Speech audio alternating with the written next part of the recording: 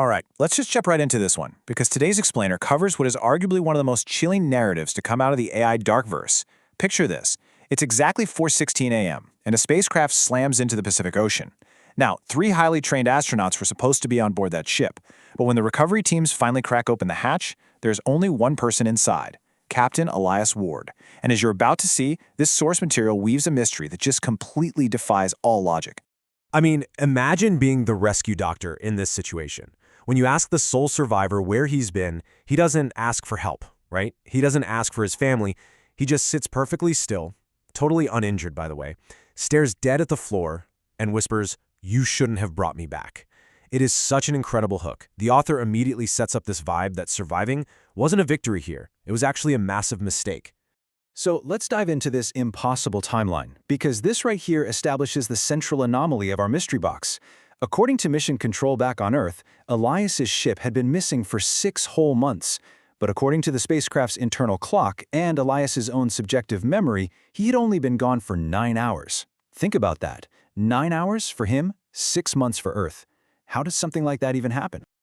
Section 1. The Dark Sphere. To figure that out, we have to back up to the original deep space research mission. Elias and his 2 crewmates, Maya Chen and Daniel Ruiz, were sent way out beyond Mars to investigate what was initially classified as just a rogue asteroid. But when they got there, what they found was a completely unnatural, perfectly symmetrical black shell, 2 kilometers wide. It had 0 radiation and strangely weak gravity, yet it was pulsing with these weak EMPs. There were no craters on it, no space dust. It was completely pristine. Literally nothing about this thing made scientific sense. But here is where things get genuinely eerie. The exact timing of it all. 66 minutes and 6 seconds. That is the precise time it took for this massive sphere to complete one slow, agonizing rotation. 66, 67, 68, and then it just stops, dead.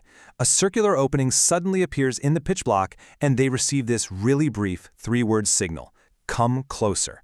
The ship gets pulled inside automatically, and for Elias, everything just goes black. Section 2. The Investigation. Okay, so fast forward past that impossible 9-hour blackout, and the capsule crashes back down to Earth with only Elias inside. The forensic findings on this thing were just completely baffling. The spacecraft itself was practically untouched. Fuel tanks were full, life support was barely even used. But investigators found something terrifying: an unidentified second set of fingerprints inside the cabin. And spoiler alert, they didn't belong to Elias, Maya, or Daniel. Elias literally wasn't alone in that capsule on the way back down.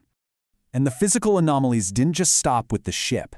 Every single night during his medical observation, at exactly 3:33 a.m., Elias's brain would enter this completely unexplained anomalous state. He'd start talking in his sleep, but he wasn't speaking English. Actually, scratch that. He wasn't speaking any known human language at all.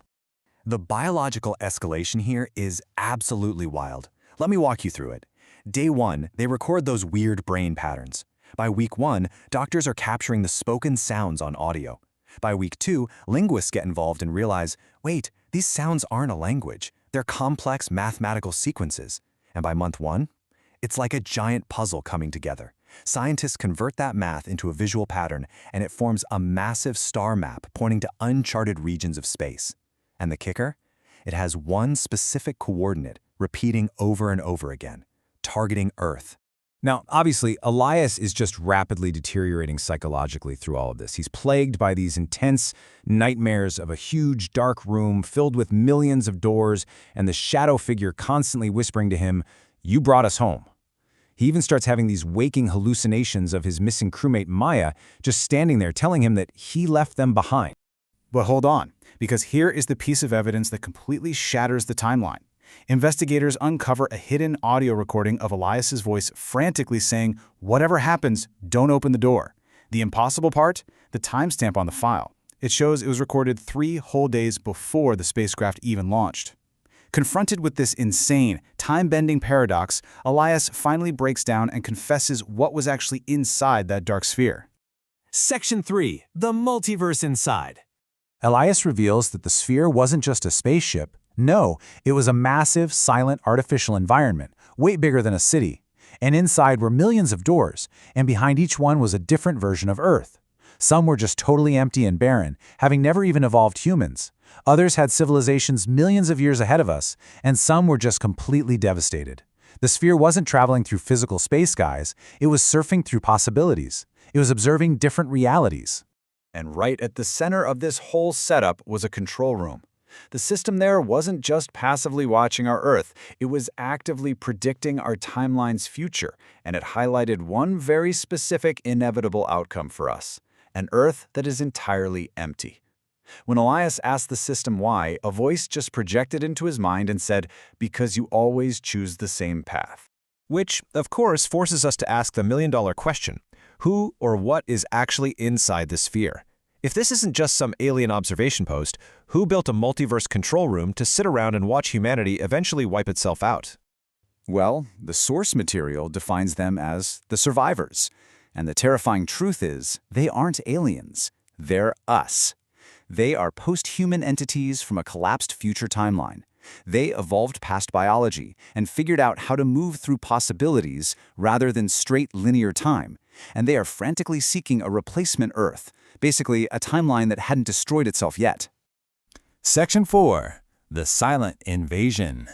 And this is where the cosmic horror connects directly to our modern reality.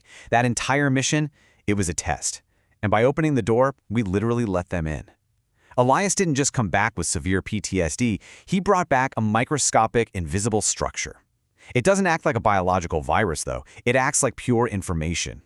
It is out there, systematically infecting our AI systems, our satellites, our computer networks. It's reading our history, our languages, and digging into our deepest fears to learn exactly how to perfectly imitate humanity. And then, 6 months later, the other shoe drops. The climax hits when a new signal from beyond Mars is decoded, carrying just one absolutely chilling sentence: "We are already here." At that exact moment, every single Earth satellite suddenly turns its camera inward, pointing back at the planet. And the images reveal thousands of objects just sitting silently in our orbit, completely invisible to the naked human eye. They had been there all along. Which leads to Elias's final, crushing realization. When the doctors finally ask him why these entities sent him back, he just looks up and says, "So I could bring them the way home." He wasn't a survivor. He was a Trojan horse for a silent, unavoidable invasion from our very own future. And that leaves us with this final, really unsettling thought to close out our explainer today. If something invisible has already infected our networks, our AI, our daily communications, if something has already learned how to perfectly become us, how would we even know? I highly recommend checking out the original AI DarkVerse source material for the full atmospheric experience. It's a fantastic read. Thanks so much for diving into this crazy mystery with me, and I'll catch you on the next explainer.